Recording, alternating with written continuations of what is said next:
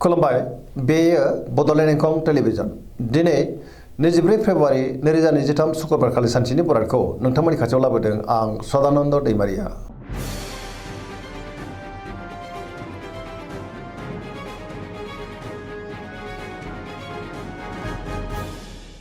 सिगां फरायनो लादों मेष राशि गिबि हांखो अ ल। दिनैनि साना मोजां आरो गाज्रिनि गेजेरजों बाबेनलांगोन। गोसोखौ दिनै जोबोर गुलाय गुजाय मोनगोन। सोरजोंबा रायखोमा जानोबो हागौ। सुथुरा बांनोबो हागौ। बयजोंबो गोरोबनो गोब्राब जागोन। मावनो लानाय खामानिखौ मावफुंनो हागोन। गोसोखौ दिनै जोबोर गुलाय गुजाय मोननो हागौ। देहाया मोजाङै थागोन। अब्लाबो नाथाय जानाय लोंनायाव सांग्रां जानांगोन। सोरबा लोगोनिफ्राय हरखाबै गाज्रि खौरांबो मोननो हागौ। रांखावरियाव मोजां। गोबां धोन आरजिनो हागोन। आयआबो दिनै बांनो हागौ। बेफार फालांगियाव मोजां होनजायो। गुबुननि थाखाय मोजां खामानि मावनानै होनोबो हागोन। न'खराव बिमा बिफानि अननाय आरो बोरखौ मोनगोन। बिसि फिसायनि गेजेराव मोजां सोमोन्दो थागोन। समाजाव मान मोनगोन। सेंग्रा सिख्लाफ्रा दिनै जोबोर आला खाला जागोन। गोसोआ दिनै जोबोर उसुखुथुबो जागोन। नेगेटिभ एनार्जिनि गोहोम गोग्लैनो हागौ।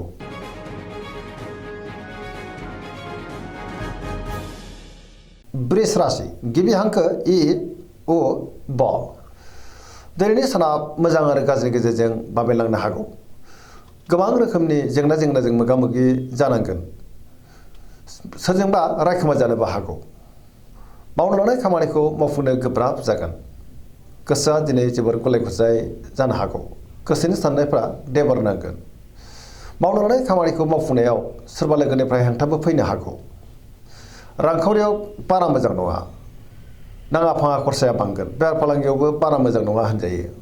गुबुनजों मोजां सोमोन्दो लाखिनो रोंगोन। न'खराव दिनै बिसि फिसानि गेजेराव अननानै फैगोन। देहाया मोजाङै थागोन। अब्लाबो नाथाय जानाय लोंनायाव सांग्रां जानांगोन। जायखि खामानि मावानो मोनफ्रोमबो खामानिखौ मावफुंनायाव सांग्रां जानाया गाहाम। लोगोफोरनिफ्राय हेफाजाब मोननो हागौ।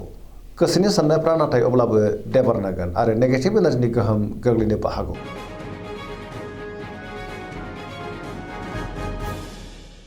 मिथुन राशि गिबि हांखो क स। दिनैनि साना जोबोर मोजां। गोसोखौ दिनै जोबोर गोजोननाय मोनगोन। पजिटिभ एनार्जिनि गोहोम गोग्लैगोन। मोनफ्रोमबो बिथिङावनो जाफुंसारगोन। गियाननि आंखाल जानाय नङा। गोसोआ दिनै जोबोर खुसि जागोन। सोरबा लोगोनिफ्राय मोजां खौरां फैनोबो हागौ। देहाया मोजाङै थागोन। रांखावरियाव मोजां।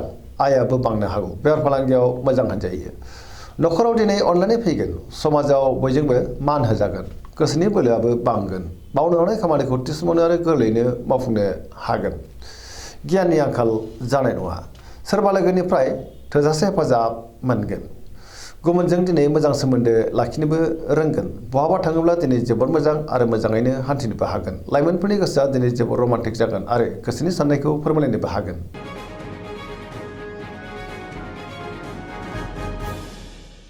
कर्कट राशि गिबि हांखो ड ह। दिनैनि साना मोजां आरो गाज्रिनि गेजेरजों बाबेनलांनो हागौ। गोसोनि साननायफ्रा देबार नांगोन। लाइमोनफ्रा दिनै जोबोर आला खाला जागोन। सोरबा लोगोनिफ्राय गाज्रि खौरांबो मोननो हागौ। गोसोनि साननायफ्रा दिनै देबार नांगोन। गोसोआव पजिटिभ साननो रोंनाय नङा। मावनो लानाय खामानिखौ मावफुंनो गोब्राब जानो हागौ। रांखावरियाव मोजां। अब्लाबो नाथाय खरसाया बांगोन। बेफार फालांगियाव मोजां होनजायो। न'खराव बिसि फिसायनि गेजेराव अननानै फैगोन। समाजाव दिनै लोगो लेवा बांगोन। देहाया मोजाङै थागोन। गुबुननिफ्राय थोजासे हेफाजाब मोननोबो हागौ। समाजाव दिनै बयजोंबो गोरोबनो गोब्राब जागोन। गुबुनजों दिनै मोजां सोमोन्दो लाखिनो गोब्राब जानो हागौ। नेगेटिभ एनार्जिनि गोहोमबो गोग्लैनो हागौ। सांग्रां जानाया गाहाम।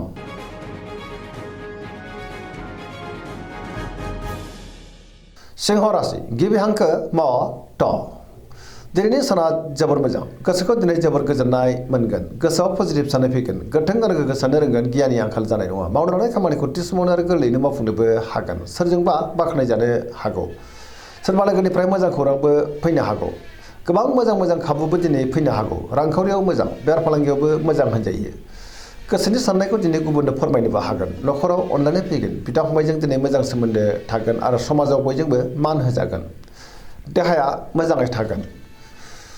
बयजोंबो गोरोबनोबो रोंगोन। गुबुननि थाखाय गोबां मोजां खामानि मावनानै होनोबो हागोन। गोसोआ दिनै जोबोर रमान्टिक जागोन आरो लाइमोनफ्रा गावबा गावनि गोसोनि साननायखौ फोरमायलायनोबो हागोन।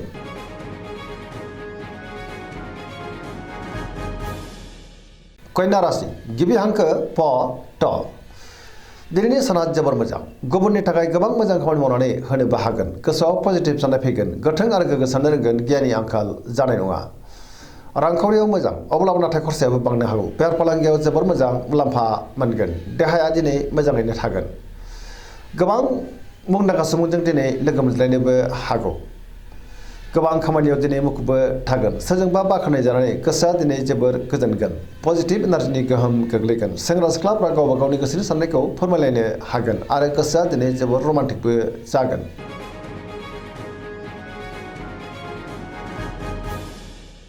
तुला राशि गिबि हांखो र ट दिनैनि साना जोबोर मोजां गोसोनि साननाया जाफुंनो हागौ गोसोखौ दिनै जोबोर गोजोननाय मोनगोन मावनो लानाय खामानिखौ थि समावनो आरो गोरलैयैनो मावफुंनो हागोन देहाया मोजाङै थागोन अब्लाबो नाथाय जानाय लोंनायाव सांग्रां जानांगोन रांखावरियाव मोजां बेफार फालांगियावबो मोजां होनजायो नखराव बिसि फिसायनि गेजेराव अनलायनाय फैगोन बिदा फंबायनिफ्राय मोजां हेफाजाब मोननो हागौ बेफार फालांगियाव दिनै जोबोर मोजां मुलाम्फा मोनगोन गुबुननि गोसोखौ गोरलैयैनो बोनोबो हागोन लोगोफोरनिफ्राय थोजासे हेफाजाब मोननो हागौ गोदान थांखि लानो रोंगोन सेंग्रा सिख्लाफोरनि गोसोआ दिनै जोबोर रमान्टिक जागोन आरो गावबा गावनि गोसोनि साननायखौ फोरमायलायनोबो हागोन गोसोआव दिनै गोबां पजिटिभ साननाय फैगोन पजिटिभ एनार्जिनि गोहोम गोग्लैगोन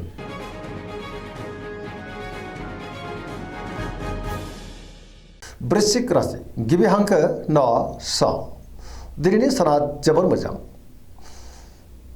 गुबुननिफ्राय थोजासे हेफाजाब मोनगोन आरो समाजाव गोबां मान मोननो हागौ पजिटिभ एनार्जिनि गोहोम गोग्लैगोन बहाबा हान्थिनो एबा दावबायनो खाबु मोनगोन आरो मोजाङैनो हान्थिनोबो हागोन सोरबा गोजाम लोगोजों बहाबा लोगो मोनज्लायनोबो हागौ गोसोआव दिनै गोथों आरो गोग्गो साननाय फैगोन गियाननि आंखाल जानाय नङा मावनानै खामानिखौ थि समावनो आरो गोरलैयैनो मावफुंनोबो हागोन गुबुननिफ्राय थोजासे हेफाजाबबो मोनगोन गोसोनि साननायफ्रा मोगथाङाव जाफुंगोन गोसोनि बोलोआबो बांनो हागौ समाजाव बयजोंबो मान होजानानै गोसोआ दिनै जोबोर गोजोनगोन नखराव अनलायनाय फैगोन बिदा फंबायनिफ्राय थोजासे हेफाजाब मोननो हागौ रांखावरियाव मोजां अब्लाबो नाथाय खरसायाबो बांनो हागौ बेफार फालांगियाव जोबोर मोजां मुलाम्फा मोनगोन देहाया मोजाङै थागोन अब्लाबो नाथाय जानाय लोंनायाव सांग्रां जायोब्ला गाहाम लाइमोनफोरनि गोसोआ दिनै जोबोर रमान्टिक जागोन आरो गोसोनि साननायखौ फोरमायलायनोबो हागोन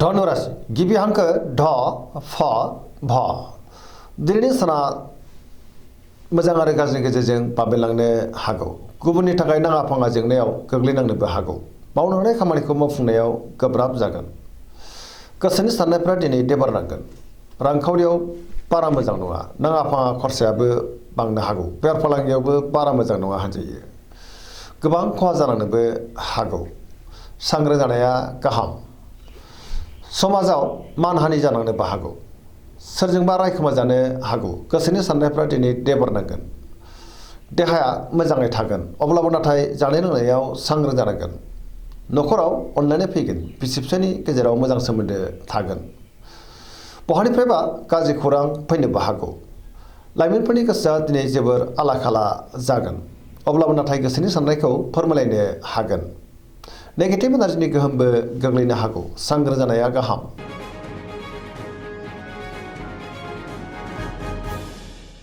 मकर राशि गिबि हांखो ख ज दिनैनि साना मोजां आरो गाज्रिनि गेजेरजों बाबेनलांनो हागौ गोसोनि साननायफ्रा देबारनांगोन गोसोआ दिनै जोबोर उसुखुथु जानो हागौ गुबुननि थाखाय नाङा फाङा जेंनायाव गोग्लैनांनोबो हागौ रांखावरियाव मोजां अब्लाबो नाथाय खरसायाबो बांगोन बेफार फालांगियाव मोजां होनजायो गुबुनजों मोजां सोमोन्दो लाखिनो गोब्राब जागोन मावनो लानाय खामानिखौ मावफुंनायाव बहानिफ्रायबा हेंथाबो फैनो हागौ गोदान खामानियाव आखाइ होजेननो हानाय नङा नखराव बिदा फंबायनि गेजेराव मोजां सोमोन्दो थागोन आरो बिमा बिफानि अननाय आरोफोरखौ मोननो हागौ सेंग्रा सिख्लाफ्रा जोबोर आला खाला जागोन फरायसाफ्रा दिनै फरायनायाव गोसो दुंखांगोन आरो मोजां फिथाइ मोननोबो हागोन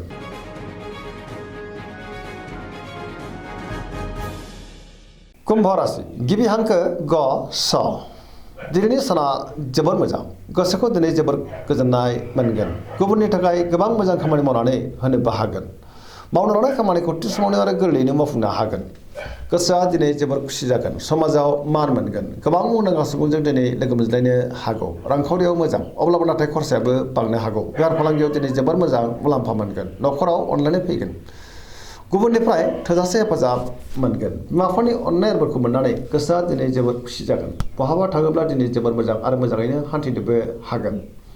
पजिटिभ एनार्जिनि गोहोमबो गोग्लैनो हागौ।